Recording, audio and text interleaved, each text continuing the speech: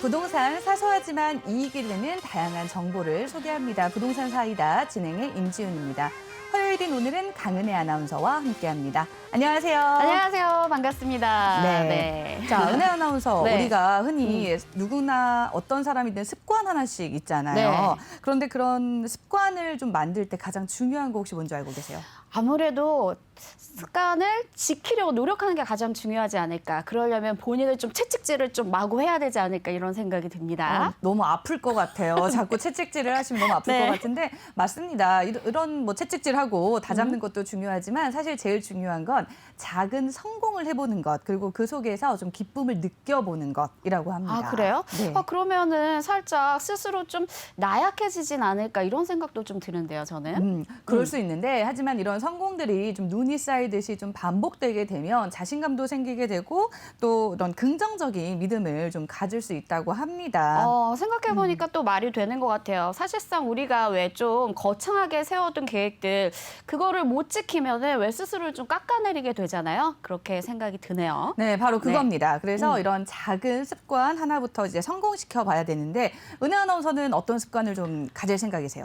일단은요. 부동산 투자만큼에 있어서는 부동산 사이다와 꼭 함께하겠다. 요거 먼저 좀 지켜볼게요, 저는. 와, 축하합니다. 네. 이미 성공하셨어요. 네, 그래요? 성공을 위한 그런 작은 습관들 가지면 좋으실 것 같아요. 네. 혹시 지금 시청하시고 계신 시청자분들 사이에서도 부동산 투자하고 싶은데 어떤 습관을 쌓으면 좋을까? 또는 내가 방송에 저렇게 노란톡에 남겨도 될까? 이런 고민하시는 분들 계실 것 같아요. 한번 노란톡에 남겨보시고 또 고민에 대한 해결을 하게 되는 그런 성공의 그런 기쁨을 누려보시면 아마 좋은 습관이 쌓일 것 같은데요. 네. 어떻게 하면 이런 고민들 남겨볼 수 있는지 우리 은혜 아나운서가 친절하게 설명해 주시겠습니다. 네, 오늘 시작부터 칭찬들은 제가 설명을 해드릴게요. 노란톡 오픈 채팅방으로 들어오시면 됩니다. 부동산 사이다 6글자 검색하셔가지고 들어오셔서 부동산, 투자 관련된 다양한 고민들 다 남겨주시면 제가 고수분들이 그때그때 답변 남겨드릴 거예요. 많이 소통해 주시길 바랄게요.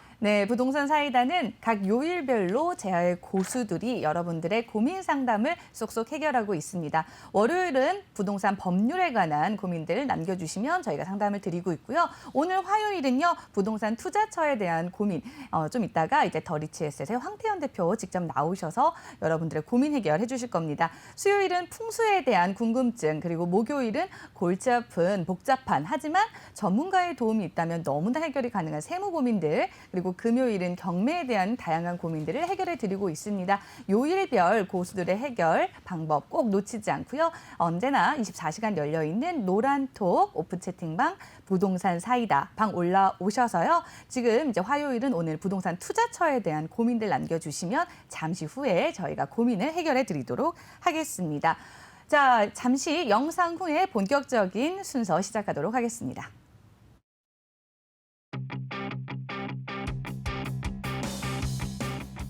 안녕하세요, 시청자 여러분. 부동산 사이다 임지훈입니다.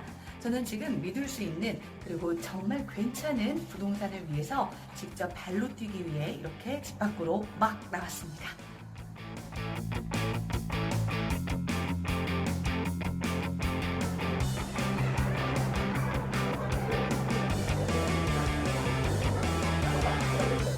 저는 이렇게 직접 발로 뛰면서 부동산 정보를 알아보기 위해서 노력하고 있습니다.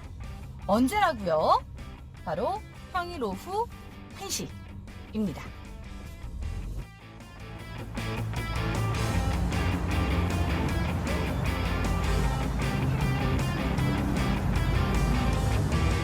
앞으로 평일 오후 1시간 동안 저와 함께 부동산에 대한 유모조모 다양한 이야기를 나눠볼 건데요. 특히 노란톡에 접속하시는 거 잊지 마시고요. 노란톡에서 저와 함께 많은 이야기 나누면 제가 인사도 해드리고 정보도 드리고 또 답글도 남겨드리도록 하겠습니다.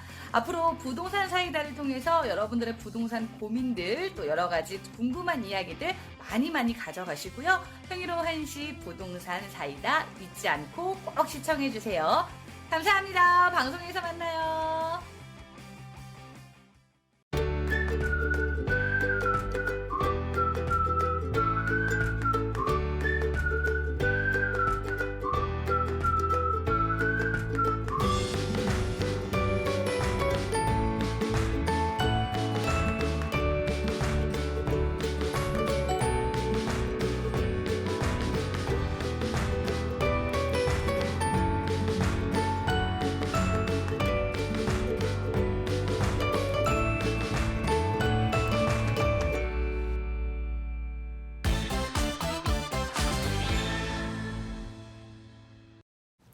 생방송으로 진행되고 있는 부동산 사이다 이슈 팩트 시간입니다. 네. 현재 부동산에는 과연 어떤 일들이 벌어지고 있는지 기사 검색을 통해서 짚어보는 시간인데요.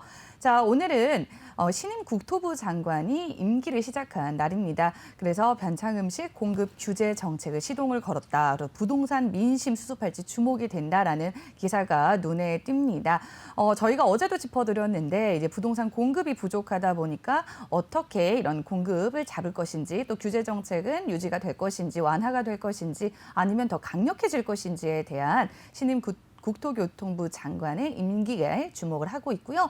또 어제도 짚어드렸지만 우리 세종 지역뿐만 아니라 서울의 강북은 매매가 그리고 강남은 전세가가 올랐다라는 기사도 눈에 띄고 있습니다. 네. 아무래도 항상 이런 전세 또는 매매, 부동산 가격의 상승에 대한 이야기가 있다 보니까 항상 상승에 대한 걱정 또는 어디에 투자해야 하면 좋을지 또 앞으로의 전망 이런 부분을 많이 궁금해하시는 것 같아요. 현재 노란톡에서도 많은 분들이 고민이나 이런 부동산 규제나 가격에 대한 이야기들 나눠주고 계시는데요. 노란톡 오픈 채팅방 부동산 사이다 방 검색하셔서 들어오신 후에 화요일인 오늘은 이러한 고민들을 날려드릴 부동산 특히 투자처에 대한 고민 해결해 드리고 있으니까 많은 질문들 남겨주시면 좋을 것 같습니다. 네. 자, 또 기사를 한번 살펴보도록 하겠습니다. 드디어 이제 또 좋은 소식이 하나 들리는데요. 9호선 연장 소식입니다. 왕숙 9호선 연장이 되고요. 강변북로 BTX가 도입이 됩니다. 지난 방송에서 또 경매 시간에서도 한번 짚어드렸는데 창릉 신도시 그리고 행신역 주변에 이런 GTX에 대한 또 소식이 올라와 있습니다. 2028년에 완공이 된다라는 소식들도 전해지고 있고요. 또 마찬가지로 저희 부동산 사이다에서 다뤘던 조정 대상 지역에 대한 또 이야기도 남아 있습니다. 전주도 이제 치솟는 집값 때문에 조정 대상에 지정이 됐다. 이런 많은 이야기들이 현재 올라와 있습니다. 연말에도 이 부동산 소식은 정말 숨가쁘게 그리고 또 변화무쌍하게 진행이 되는 것 같은데요. 과연 이 시간 가장 핫한 부동산 이슈는 뭔지 먼저 한번 키워드로 만나보겠습니다. 네, 이 시간에 가장 핫한 이슈를 살펴보실 텐데요. 화면으로 키워드 확인해 보시죠. 네, 부동산 이슈 팩트 오늘의 주제는 이겁니다. 보너스, 13월의 월급, 절세 방법, 혜택 받기. 오늘 좀 감이 많이 오실 것 같아요. 네, 그리고 좀 기대가 되는 그런 이슈들이에요. 오늘 이런 우리 은혜 아나운서가 짚어주시는 내용만 잘 들어도 왠지 돈이 생길 것 같은, 월급이 생길 것 같은 그런 기분이 드는데 잠시 후에 이 키워드가 과연 뭘 의미하는지 하나하나 짚어드리도록 하겠습니다. 자, 지금 노란톡 부동산 사이다 오픈 채팅방에 정말 많은 분들이 글을 남겨주고 계세요. 저희가 잠시 후에 황태환 전문가와 함께 고민 상담해드릴 테니까 많이 남겨주시기를 바라겠습니다. 저희는 잠시 후에 돌아오도록 하겠습니다.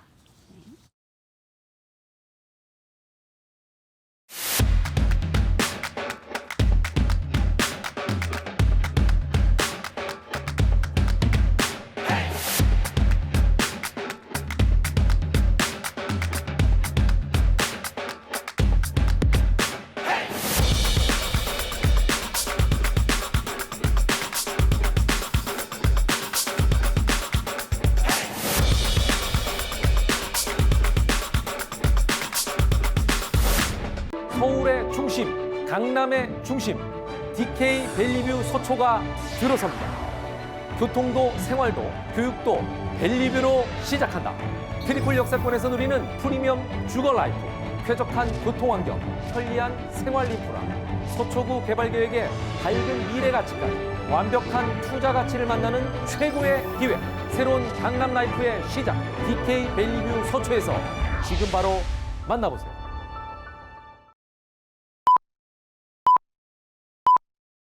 바야흐로 1970년대 초 부동산 현장에 심심치 않게 목격되던 여성들이 있었으니 그 이름하야 복부인. 복부인의 연령은 대부분 30, 40대로 양장을 즐겨 입고 사철태가 크고 굵은 안경을 즐겨 끼고 다녔다. 복부인은 500만 원을 5장이라고 표현하며 약간의 콧소리를 내며 삿대질을 곧잘 한다. 이건 얼마에 샀슈? 5장이면 만사 오케이야. 그런데 저 건물은 왜 저 모양으로 생겼어? 아주 저질이구만. 복부인은 있지만 복남편은 없는 거 알죠? 그만큼 부동산 시장의 막강 파워 아닙니까? 저 복부인에게 배우는 부동산 알짜 정보 궁금하면 바로 노란톡 부동산 사이다로 오세요.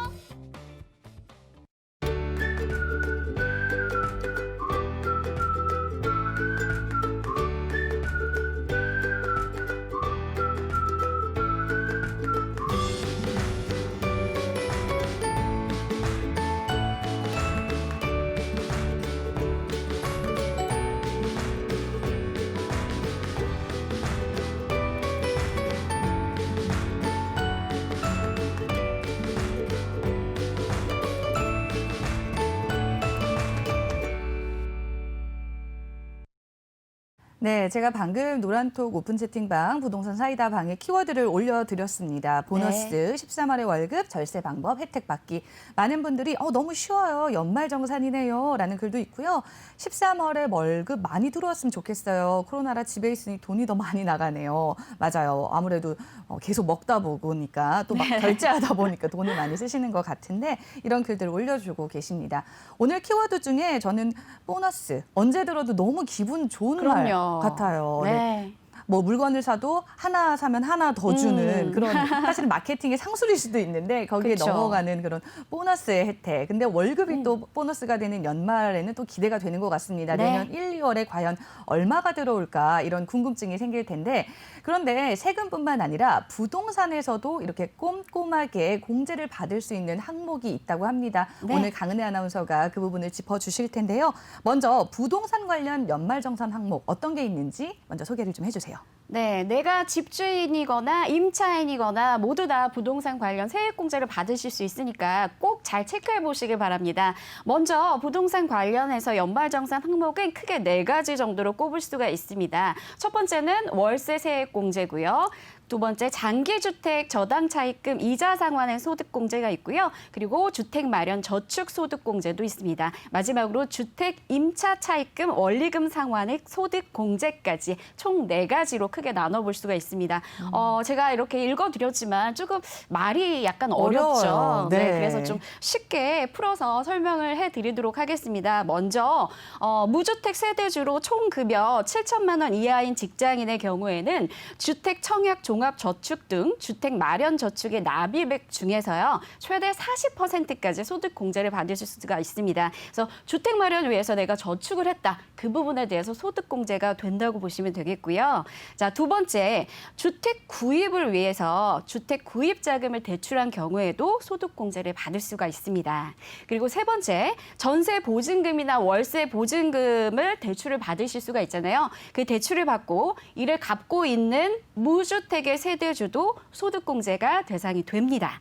그리고 마지막으로 1년간 낸 월세를 가지고요. 금액의 최대 12%까지 공제를 받으실 수가 있습니다. 네, 좀 정리가 되셨나 모르겠네요. 네, 생각보다 정말 많은 공제가 가능한데도 사실 저도 잘 모르고 있었어요. 지금 이렇게 들으면서 아깝다. 이렇게 알고 있었으면 좀 네. 좋은 공제를 받을 수 있을 텐데 이런 생각이 좀 들었습니다. 사실 좀 부끄럽기도 하고요. 이제부터 좀 꼼꼼히 따져봐야 될 것 같은데 근데 사실 연말정산이 어렵기도 하지만 자료를 또 준비해야 될 것도 많고 그쵸. 또 기준이 어떻게 되는지 이런 부분이 좀 궁금할 것 같아요. 네. 좀 자세히 설명해 주시면 좋을 것 같습니다. 네, 일단은 그 월세를 내시는 분들을 위해서 그 공제 기준을 먼저 설명을 해드릴게요. 세입자라면 꼭 반드시 챙겨야 할 것이 바로 월세세 공제입니다.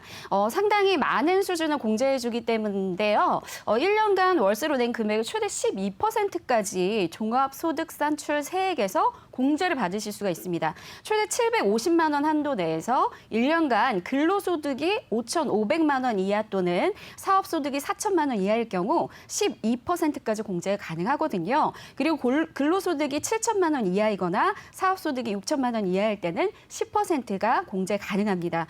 예전에는 뭐 주택 유형이나 규모에 대한 제한이 있었지만 올해부터는 이러한 기준이 없어진 상태입니다. 다만 금액 기준이 여전히 남아있기 때문에 해당 거주 거주지의 기준 시가가 3억 원을 넘어서는 안 됩니다.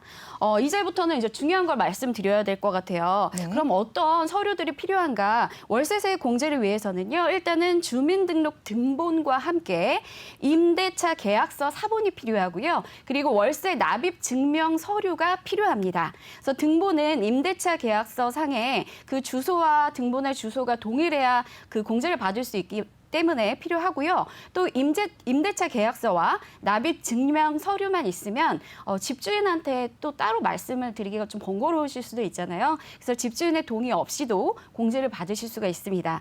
보통 임대차 계약을 맺을 때 받게 되는 확정 일자가 없어도 받으실 수가 있으니까 따로 준비하셔서 차근차근 꼼꼼하게 체크해 보시기 바랍니다. 네, 작년까지만 해도 사실 주택 유형이나 규모에 따라서 공제 대상이 아닌 경우가 있었는데 올해는 또 그런 제한이 사라진다고 하니까 많은 분들 좀 꼼꼼하게 따져봤으면 좋겠고요.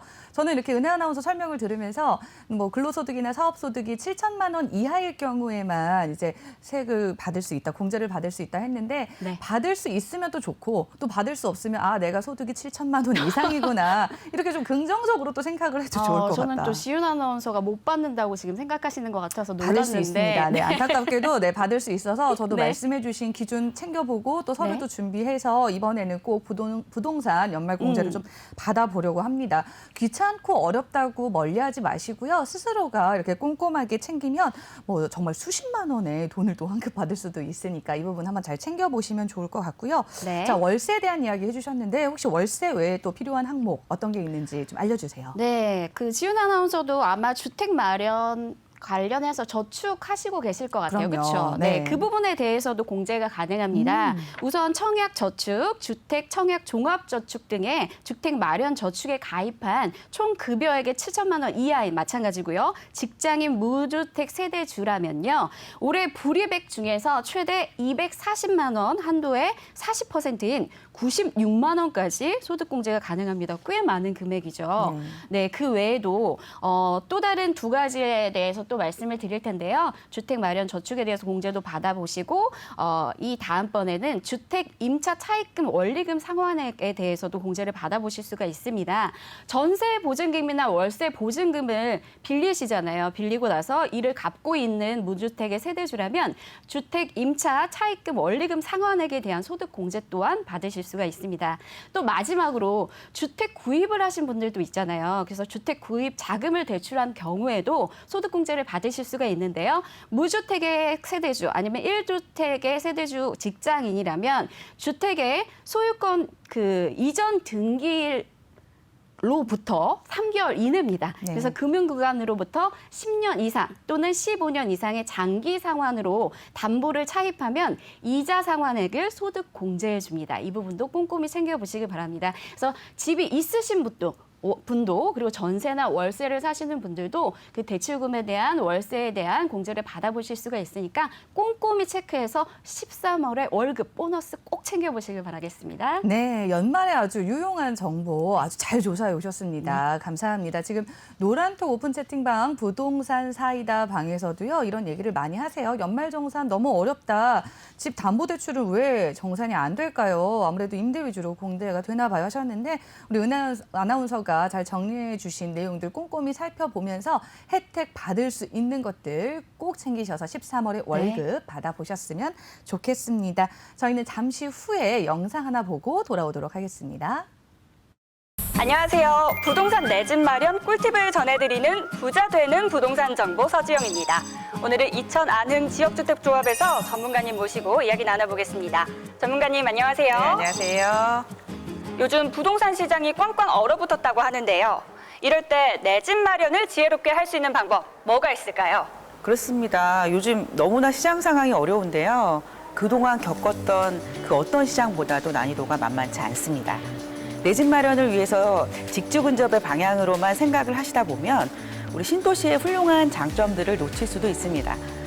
서울 집값의 하프인 점을 고려하셔서 새롭게 조성되는 신도시의 가격적인 메리트를 겨냥해 보시는 건 어떨까요? 내 집 마련을 위한 똑똑한 방법이라고 추천해 드립니다. 경기도 이천시. 이천에는 유명한 관광 명소가 아주 많습니다. 산 좋고 물 좋은 산수유 마을, 이천하면 빼놓을 수 없는 이천 쌀밥, 맛집들도 아주 많습니다. 그리고 또 빼놓을 수 없는 건 온천이 있다는 건데요. 이 온천욕을 즐기기 위해 주말이면 수도권에 거주하는 많은 사람들이 이곳을 찾고 있습니다. 이처럼 이천은 힐링의 지역으로 각광받고 있는 도시입니다. 이천 지역 하면 이 쌀과 도자기가 굉장히 유명하잖아요. 이천 지역의 부동산 핫 이슈는 뭐가 있을까요? 최근에 SK 하이닉스 유치로 인해서 협력 업체들이 들어오면서 여기에 따른 인구 유입이 꾸준히 증가되고 있습니다. 주요 수요대는 젊은 층이 많겠죠? 이분들이 수준이 높다 보니까 이천 상권 활성화에도 도움이 된다고 합니다. 네, 메리트를 지닌 호재들이 굉장히 많은데요. 이 지역의 교통망에 대해서도 한 말씀 해주시죠. 네, 경강선을 이용하면 이천역에서 판교까지 34분, 판교에서 강남까지 14분 정도의 소요 시간이 걸립니다. 대략 1시간대 이내에 강남 진입이 가능하게 되시는 거죠. 그리고 성남과 장호원 간의 자동차 전용 도로가 개통 예정입니다. 이 도로망이 완료가 되면요, 판교까지는 30분대, 강남까지는 40분대에 진입이 가능하시게 되죠. 이천 안흥은 중부고속도로지니까 경부고속도로, 영동고속도로, 중부대로 42번 국도 등 그야말로 사통팔달의 교통망을 갖고 있는 요지라고 할 수 있습니다.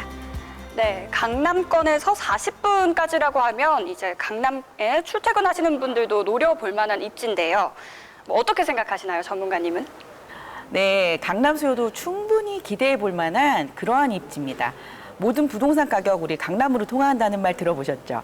강남 도달 시간으로부터 가격이 뛰는 것을 알 수 있는데요. 과천, 하남, 성남 등을 보시면 이해가 빠르실 것 같습니다. 아, 네, 너무 좋은데요. 그럼 주변 환경은 어떨까요?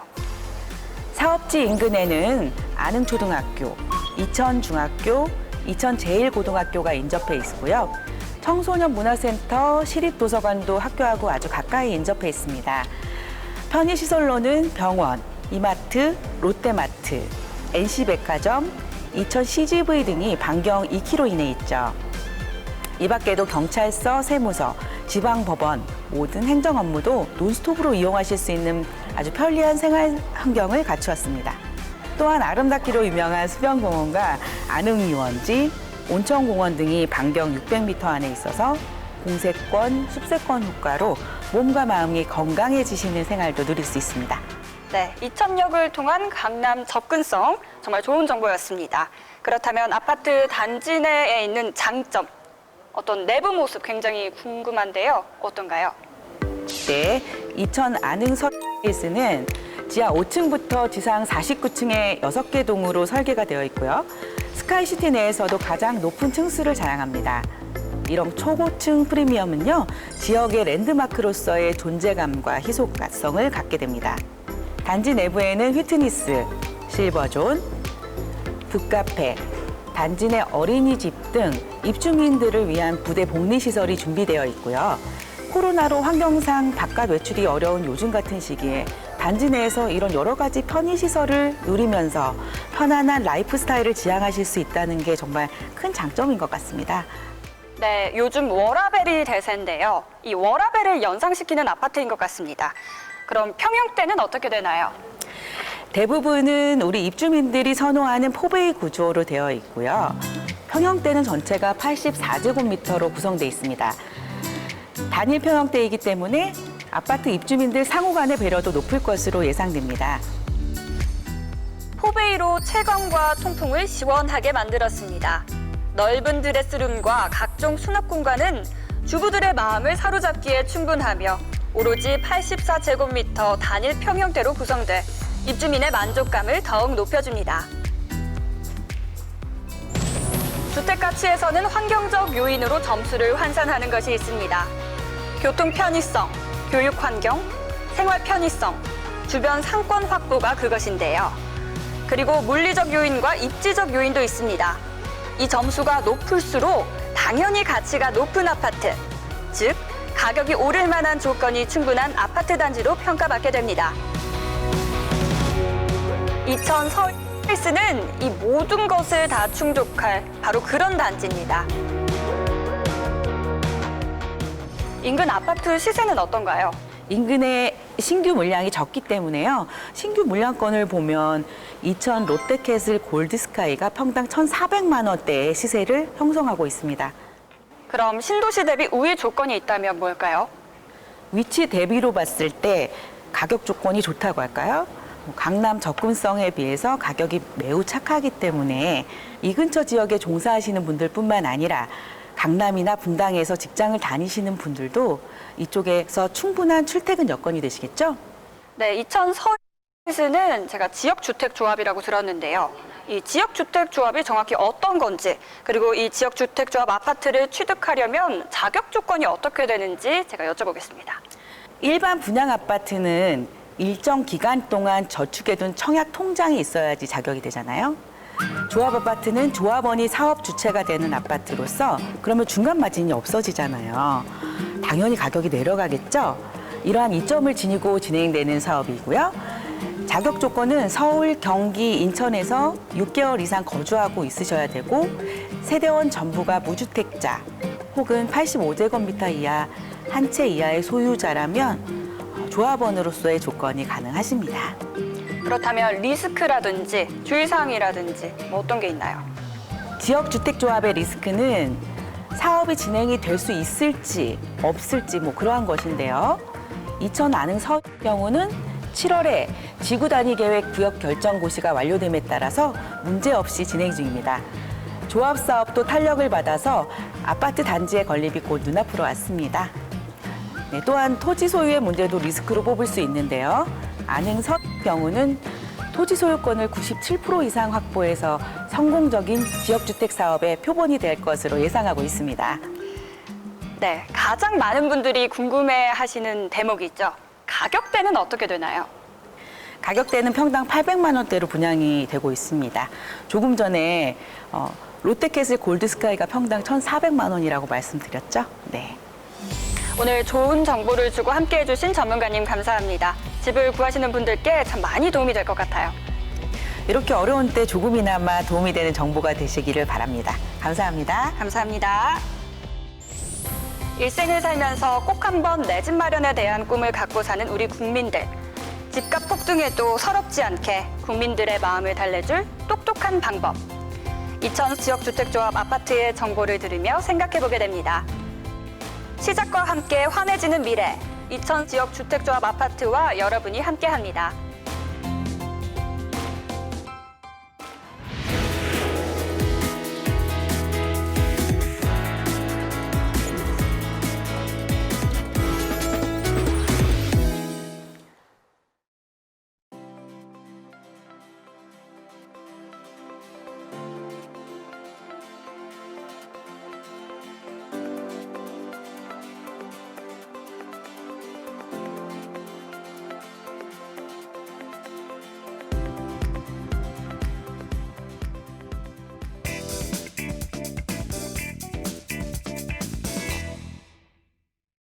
고생들 네, 하셨겠다. 이천 안흥 지역에 직주 근접 가능한 지역 주택조합 영상 보고 오셨습니다. 새해 있는 내 집 마련의 꿈을 이루고 싶은 분들 많이 계실 텐데요. 많은 도움이 됐으면 하는 바람입니다. 자, 손에 없고 만족도 높은 부동산 투자를 위해서는 혼자서 끙끙 앓지 마시고요. 전문가의 도움이 필요할 것 같습니다. 화요일인 오늘 부동산 투자 관련 고민을 속 시원하게 해결해 주실 분을 바로 스튜디오에 모셨는데요. 더 리치에셋의 황태현 대표 자리에 계십니다. 대표님 안녕하세요. 네. 안녕하세요. 안녕하세요. 반갑습니다. 네, 오늘도 많은 분들의 이런 부동산 고민들을 좀 해결해 주실 것 같은데 지금 노란톡 오픈 채팅방 부동산 사이다 방에 정말 많은 질문들이 올라와 있어요. 네. 우리 은혜 아나운서가 먼저 한번 소개를 해주실까요? 네, 일단 질문 드려볼게요. 서울에 있는 빌라를 처분해야 하나 고민입니다. 지금 전세를 주고 있는데 팔아야 하나 고민이네요. 집이 두 채라 재산세도 그렇고 청약도 못 들고 전 서울 토박이이고 처음에는 신랑 직장 문제로 김포로 이사 가게 되었을 때는 싫었다고요. 근데 막상 살아보니 운전하기도 너무 좋고 조용하니 큰 불편함이 없어 좋더라고요. 지금 생각으로는 그냥 김포서 살 생각인데 주위에서는 그래도 서울로 나가라고 하긴 해요. 근데 빌라라서 그런지 그런지 집값도 너무 안 올라요. 4억 초반쯤 되는데 그냥 이거 팔아서 전원주택 사고 싶거든요. 아파트는 우리 부부가 안 좋아해서. 그래도 서울이니 언젠간 오를까요? 주변에 지하철도 있고 인프라도 좋고요. 그냥 지고 있어야 할지 고민이네요 하고 길게 남겨주셨네요. 되게 간절한 것 같습니다, 대표님. 네.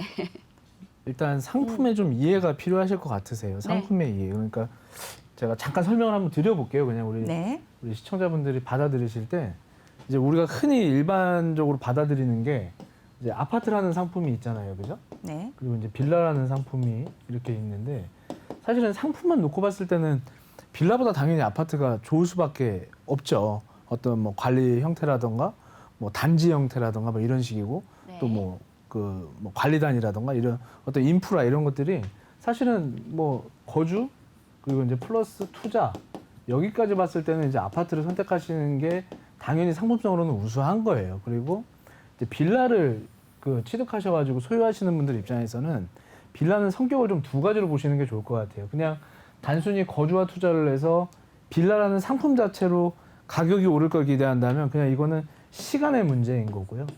사실 이제 빌라가 다시 아파트로 바뀔 수 있으면 우리 이제 재개발을 한다고 하거든요. 네. 그랬을 때는 자 지금 이제 이슈가 되는 부분이 공공 재개발, 뭐 민간 재개발, 뭐 재건축, 리모델링 이런 표현을 많이 쓰는데 빌라는 철저하게 그냥 재개발.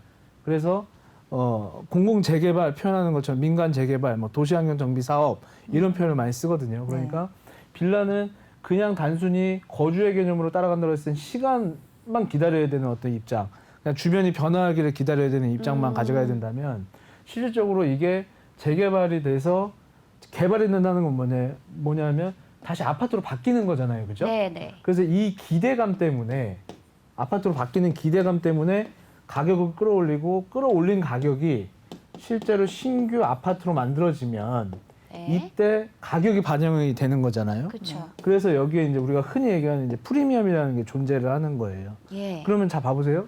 제가 여기서 딱 시간만 가져갈 거냐 아니면 개발, 기대감, 만들어지는 어떤 현상 여기까지 갈 수 있느냐 완전히 다르잖아요. 그죠? 네. 기대해 볼 수 있는 게. 그래서 쭉 가다가 그냥 주식처럼 파동을 이렇게 치는 게 아니고요. 계단식 방식으로 이렇게 올라가는 거예요. 그냥. 어떤 이슈가 있을 때마다 뭐 인가가 떨어졌 뭐 이렇게 지정이 됐다. 뭐 조합 설립 인가가 떨어졌다. 뭐 이런 이슈잖아요. 그래서 네. 이 빌라 자체가 이슈, 그러니까 개발 이슈를 머금고 있느냐 안 머금고 있느냐에 따라서 내가 오래 보유를 해야 되겠다 말아야 되겠다가 사실은 결정이 나세요. 어떤 특수한 어떤 빌라들 있잖아요. 예를 들어서 청담동의 고급 빌라 그러면 오르죠. 좀 얘기가 좀 다르죠. 그쵸. 어떤 받아들이는 느낌이. 근데 그냥 어디 그냥 단순히 역세권에 빌라 하나 갖고 있어요. 이런 거하고는 단순 논리로 따지기에는 좀 우리가 부동산 투자함에 있어서 기대해보는 어떤 그 기대 가치가 굉장히 좀 떨어질 수 있다라는 것이죠. 네. 그런 입장에서는 내가 가지고 있는 빌라촌이 사실은 깨끗한 환경을 갖고 있는 것보다는 좀 낙후되어 있고 노후되어 있는 어떤 환경을 갖고 있는 게 개발의 기대감을 가져갈 수가 있겠죠. 그러니까 아파트는 거주와 투자를 함께 가져가시는 목적으로 가져가시되 빌라라는 상품은 개발의 이슈가 있느냐 없느냐에 따라서 그거를 매도하고 말고를 빠르게 결정해야 되는데 네. 지금 질문 주신 우리 시청자분이 본인 상품을 보셨을 때 여기는 뭐 개발 이슈가 아무것도 없다. 재개발에 대한 어떤 기대감이 없다라고 한다면 고민할 것도 없다. 그냥 매도하자. 네. 그럼 매도하고 그럼 다시 어떤 상품을 선택하나요? 했을 때 아파트라는 상품을 선택하기가 힘들면 그냥 개발을 할 수 있는 빌라를 사는 게 맞는 거다. 이렇게 한번 판단을 해보시고 네. 접근하시면 좋고 그 시기를 적절하게 잘 맞춰야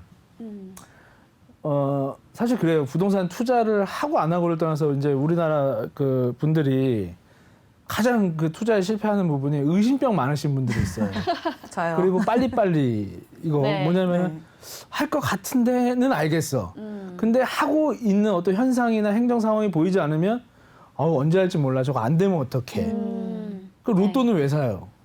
그러게요. 똑같은 거잖아요. 네, 안 주식도 그렇고. 네. 될 것 같긴 한데 그래도 안 돼도 그냥 뭐 이런 느낌인데 개발은 더 힘들 거 아니겠어요, 그죠? 그쵸. 세월을 조금 흘러가야 되는데 그게 어느 순간에 오는 게 아니라 보이지 않는 곳에서 이미 개발은 되고 있다. 그래서 그 개발 때문에 이 프리미엄이라는 게 붙는 것인데 의심병이 많은 분들은 어떻게 돼요? 결국에 나중에 프리미엄을 왕창 주고 사게 되는 거예요. 지금의 어떤 서울 시내에 있는 어떤 가격들을 보면 평균적으로 한 3억, 4억, 5억대 지금 치고 올라가고 있고 네. 사실 좀 급격하게 올라오다 보니까 3, 4억도 좀 구경해 보기가 어려운 그런 맞아요. 상황이거든요. 맞아요. 그래서 그런 어떤 1억, 2억 이게 지금 우리가 말로 뱉을 때 쉽게 뱉고 있을지 모르겠지만 얼마나 큰 돈이겠습니까, 사실은. 그쵸. 그거 모으려고 그러면 얼마나 힘드세요, 그죠? 그래서 어느 때보다도 손품 많이 파셔야 되고 어느 때보다도 발품 많이 파셔서 아 이런 데들 한번 이런 데는 한번 해볼 수 있겠구나. 그래서 지역에서 이미 어느 정도 움직임들이 있으니까요. 좀 발품 파셔가지고 상품을 그냥 가만히 있는 어떤 빌라라는 상품에만 기대지 말고 네. 지역의 개발 가치를 보시고 선택하시는 게 좋고 매도와 매수를 빨리 결정을 하셔서 갈아타게 하는 전략을 삼으셨으면 좋겠습니다. 네, 아주 사이다 같은 답변입니다. 아까 이제 고민하신 분이 빌라 가격이 너무 안 올라요 이렇게 하셨는데 우리 황태현 대표님 말씀 들어보니까 재개발이라든지 어떤 요건이 없기 때문에 현재 좀 그런 가격 변동이 없지 않을까. 빨리 이런 매도와 매수 타이밍 잘 잡으시길 바랍니다. 네네. 자, 지역에 대한 좀 이제 인장이 필요하다, 꼼꼼한 분석이 필요하다 하셨는데 그래서 이런 질문을 또 한번 드려볼까 합니다. 최근에 규제 지역으로 부산과 김포가 포함이 됐습니다. 규제로 지정된 후에 이 일대 집값은 좀 멈췄나요? 그럼 지금 실거주 목적으로 김포 아파트 찾아보는 건 어떨까요? 이런 질문 올려주셨어요. 많이들 대표님 궁금해하실 어떨까요? 것 같아요. 네. 일단 이제 근본적으로 그 경기권으로 나가시는 입장에서 본다면 서울의 어떤 밀집되어 있는 어떤 가격대들이 높다 보니까 네. 그나마 조금 저렴한 데로 가려고 하는 수요자들이 움직이시는 거잖아요. 그렇죠. 그리고 어떤 교육이나 환경, 인프라, 뭐 교통 뭐 이런 것들이 다 잘 돼 있는 데로 좀 가고 싶어 하시는 건데 그런 입장에서 김포 신도시가 타 신도시들 약간 동부권 쪽에 몰려 있는 뭐 강남 그러면 위례 신도시 뭐 이런 쪽 있잖아요. 이런 데보다 훨씬 가격대가 이제 저렴하게 형성이 돼 있었던 것이죠. 그래서 이제 많은 인구가 이제 유입이 된 거고 그런 어떤 지금 상황에서 가격이 절대 적게 형성되어 있는 건 아니에요. 네. 많이 올랐으니까 조정 대상 지역이라는 어떤 규제가 들어온 거잖아요. 그렇죠. 그 지점에서도 지금 우리가 가도 되는가에 대한 질문인데 갈 수 있으면 가야 한다. 라는 답변을 드릴 수밖에 없을 것 같아요. 왜냐하면 여기가 조정 대상에 묶여서 우리가 흔히 한번 제가 말씀을 드려보면 김포, 마포, 반포 포, 그죠? 네. 만 한강변. 비교를 해도 네. 김포보다 마포가 비싸죠. 그렇죠. 네. 그러니까 마포보다 반포가 더 비싸죠. 훨씬 그렇죠. 비싸죠. 근데 반포를 못 가니까 마포를 가고 마포를 못 가니까 거꾸로 이제 김포를 가는 금전적으로 봤을 때 네. 그러니까 안쪽이 비싸니까 밖으로 나갈 수밖에 없는 이제 그런 현상이 발생이 되는 것이거든요. 네. 그런데 이제 우리가 나가서 이제 그거를 구입할 때는 앞에가 오를 것이냐를 판단해야지. 김포가 먼저 오를 것이냐를 판단해가지고 김포로 가는 거는 잘못된 선택이다. 네.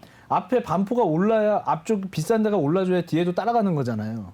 비싼 데가 안 오르는데 싼 데가 먼저 오른다? 이거는 논리적으로 맞지 않거든요. 그러네요. 그래서 우리가 지역을 선택할 때도 앞으로 어떤 호재가 있어서 그 영향을 받아주는 어떤 그런 영향이 있을 것이냐인데 지금 서울의 어떤 평균 어떤 집가라든가 지금 공시지가 인상률 그리고 양도세 증가되는 부분 그리고 공급 부족에 대한 부분 또 분양가 상한제가 계속 유지가 된다는 가정하에 보면 가장 최대의 쟁점은 공급이 당장에 어디 늘어날 수 있는 데가 그렇죠. 없는 것이죠. 네. 그리고 역세권이나 이런 쪽으로 집중을 한다 하더라도 사실 그 단지 형태의 주택 시설을 만들기는 쉽지 않단 말이에요. 그러니까 뭐 1000세대, 뭐 2000세대, 3000세대를 공급할 수 있는 그런 단지형이 있잖아요. 우리 어머니들 좋아하시는 브랜드들 1등, 2등, 3등 뭐 이런 것들은 거의 만들기가 힘들다. 거의 뭐 주상복합 형태의 어떤 주택들이 만들어질 거기 때문에 역세권의 강점은 있을 수 있겠지만 그런 그 단지 형태의 어떤 그 인프라를 구성하기 되십지가 않아서 앞으로 신도시의 강세는 조금 더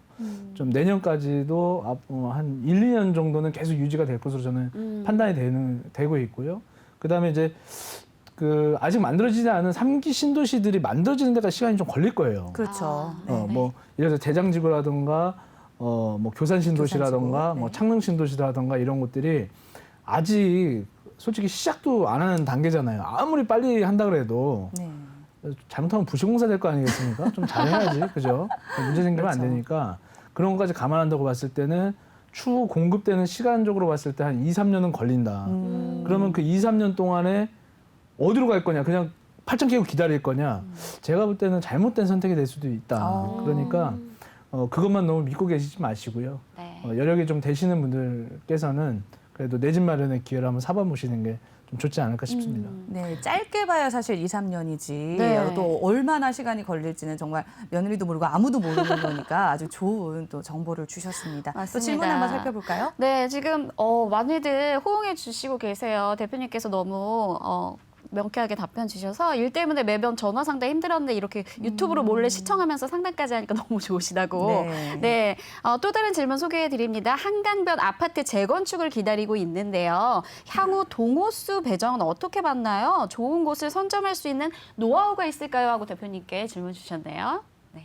일단 이제 뭐 그런 것들은 약간 조합 자체마다 좀 다를 수도 있는데요. 네. 그냥 기본적인 어떤 룰만 좀 판단을 해보시면 그냥 1등부터 뭐 꼴등까지 그리고 이제 그거는 약간의 이제 한강변이 이제 보이게 하냐, 뭐 대형이냐, 그렇죠. 소형이냐, 뭐 이런 것들도 막 논쟁이 되기 때문에 어떤 정답을 딱 가지고 있지는 않고요. 통상적으로 재개발이나 이런 쪽들은 평가 금액이 나와요. 예를 들어서 100억의 자산 가치를 갖고 계신 분이 있었을 테고 한 1억 원 정도의 자산 가치를 갖고 있었으면 네. 100억 갖고 있는 분이 형님일 거 아니겠습니까? 그렇겠죠. 그죠? 1억 이렇게 평가를 받으니까 우선적인 선택 순위가 여기 위에부터 선택을 하게 돼 있어요.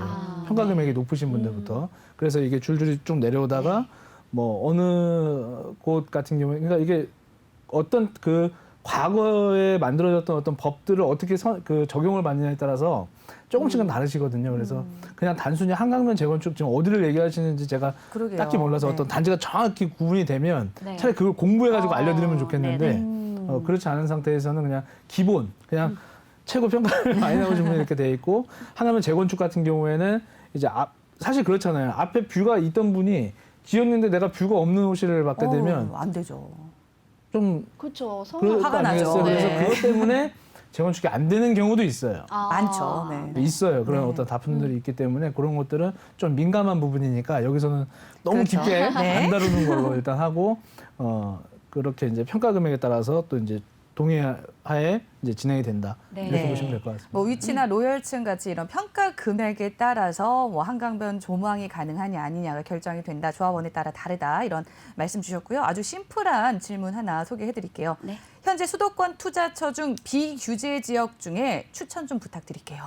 이렇게 올려주셨습니다. 제가 방송을 이제 한 10여 년 정도 이렇게 활동을 하고 있는데요. 네.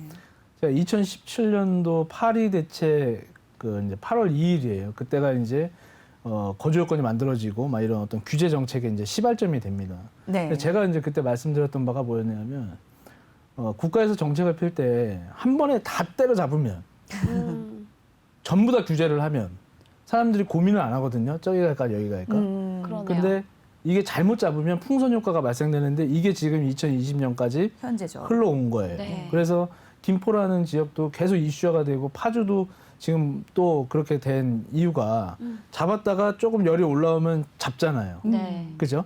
그리고 어디 할 거야 했잖아요. 그죠? 네. 여기서 왜 지금 이런 이상한 얘기를 떠들고 있냐. 그때 제가 뭐라고 말씀드렸냐면 국가에서 조정 대상 지역에다 투기과열지구도 하는 데를 차라리 투자를 해라. 오. 비규제 의외로? 지역은 자 상대적으로 얘기를 해보자면 네. 조정 대상 지역을 왜 닫겠어요? 올랐으니까. 오를 만한 이유가 있으니까 앞으로 오를 것 같아서. 네. 그죠? 근데 비규제 지역은 왜 안 잡아요? 오를 게 별로 없고 가격이 별로 안 움직였고 아직까지 가격이 안 움직였기 때문에 앞으로도 오를 게 별로 없다. 이렇게 되니까 거의 찝어준 거나 마찬가지거든요. 그래서 이게 잘못 생각을 하고 우리가 그냥 투자라는 관점은 뭐냐면 샀다 파는데 그죠? 네. 지금 뭐 1가구 1주택을 뭐 어떻게 하겠다 뭐 다주택자는 진짜 뭐 잘못한 것처럼 막 했었지만 그렇죠. 규제가 심하죠. 과거 한 2, 3년 전까지만 하더라도 주택 임대 사업자를 얼마나 활성화시켰습니까? 맞아요. 아파트 사서 임대 사서 노후 주택 하면 뭐 재산세 할인, 뭐 종부세 할인, 뭐 취득세 85% 할인, 뭐 양도세 감면 막 이렇게 가서 사람들이 불가항력적으로 집을 사게 되는 계기들이 만들어졌었고 그다음에 이제 LTV라든가 DTI도 이런 부분들도 다 풀었었기 때문에 지방에만 가능했었던 어떤 그런 대출 규제 네. 이런 부분들이 수도권은 원래 한 5, 60% 잡혀 있었거든요. 그런데 70%까지 풀어지는 이제 현상이 발생되니까 또 집 구매율이 높아졌던 네. 거예요. 네. 근데 그런 것들이 지금 정부 정책이 바뀌면서 그거를 다 누르는데 시각이 잘못 가고 있는 것이죠. 많이 갖고 있으면 잘못된 뭐 이런 건데 어차피 사람이 딱 생각할 때 오른 데가 저희가 좋으니까 더 오를 거야. 사람들이 좋다고 하는 데는 같이 좋지. 그렇죠. 나만 좋고 우리 앵커님만 안 좋고 그럴 수는 없잖아요. 없죠. 그죠? 맞아요. 그 저는 규제가 심한 데서 살고 있는데 우리 앵커님 분한테 가서 저기 한산 하니까 저기 언제 오를지 모르겠는데 사나라. 그러지 안 마세요. 가죠. 안 가죠. 수치상으로 안 맞는 네. 거예요. 네.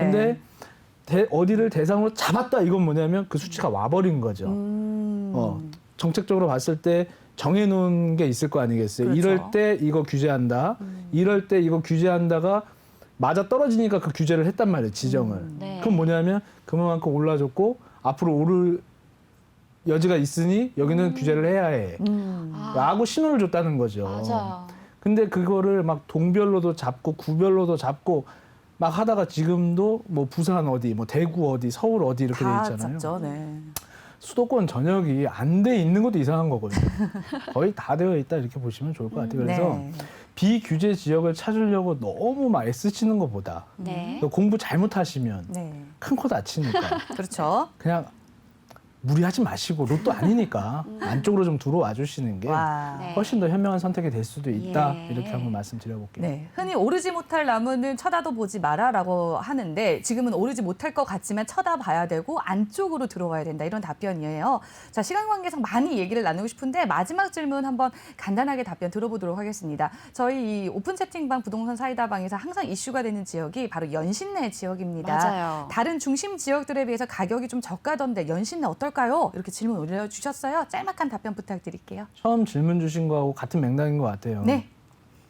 이미 이제 우리 시청자분들도 공부를 많이 하셔서 아마 수준이 많이 올라오셨을 텐데 네. 재개발이 돼서 지정이 돼가지고 가고 있는 곳들은 이미 프리미엄이 너무 높아요. 사실 이게 돈이 작은 돈이 아닌데도 많이 들어가야 돼요. 그렇죠. 근데 상대적으로 적게 들어가는 것 뿐이에요. 만약에 대구 있는 데가 한 4, 5억 정도가 필요하다면 현금으로 지금 할 것 같은 데는 아직은 1, 2억 정도로 해결이 되는 거예요. 그러니까 그 정도로 뭔가 해볼 수도 있고 사실은 뭐 1억이 안 들어가는 경우도 있어요. 근데 될지 안 될지는 모르는데 될 것 같은 환경이 되어 있는 거예요. 네. 그리고 일단 거기에 지금 현재 수도권은 GTX를 빼놓을 수가 없어요. 그렇죠. 맞아요. 제일 중요하죠. 과거부터 지금까지 GTX가 계속 언론에 노출이 되고 있고 네. 실제로 그게 아직 개통은 안 됐지만 향후 2, 3년 뒤에 한 3년 정도 남았죠. 2년, 3년. 그때 실제 개통해서 사람들이 타고 다니기 시작하면 또 한 번의 교통혁명이 일어날 거라고 저는 판단이 돼요. 그래서 아주 단순 논리로 아까 비규제 지역 뭐 이런 거 말씀하셨잖아요. 연신은 아니어도 괜찮아요. 사실 우리네 부모님들이 1호선, 2호선, 3호선, 4호선, 5, 6, 7, 8, 9 분당선, 신분당선까지 몽땅 어딘가에다가 하나라도 사놨으면 그렇죠.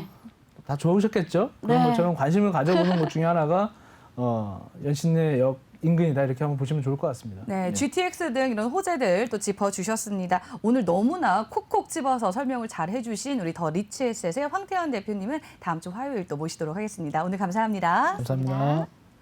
네, 부동산 사이다 준비한 소식 오늘은 여기까지입니다. 수요일인 내일은 풍수에 대한 소식들로 여러분 다시 찾아올 거고요. 오늘 전해드린 이야기는 투자에 대한 조언일 뿐입니다. 꼼꼼하고 현명한 투자를 하시는 데 있어서 조언일 뿐이란 점 다시 한번 강조드리면서 저희는 내일 이 시간 다시 찾아오도록 하겠습니다. 고맙습니다. 고맙습니다.